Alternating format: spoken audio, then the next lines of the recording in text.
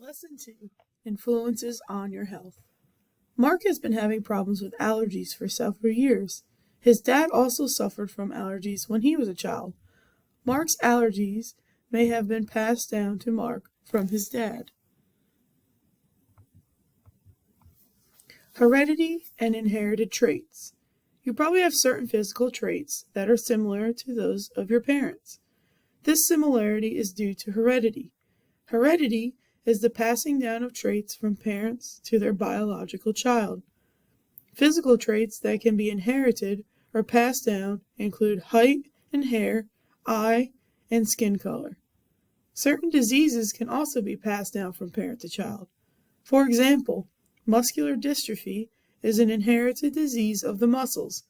If both parents carry the genetic trait for the disease, their child has a 25% chance of being born with muscular dystrophy. Other diseases, such as heart disease, are only partially determined by a person's heredity. An unhealthy diet and lack of exercise are other factors that contribute to heart disease. Some diseases can be inherited, but may not always affect a person's health.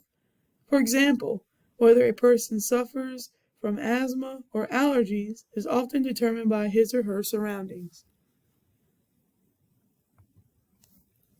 Your environment. Some disease can be triggered by the environment.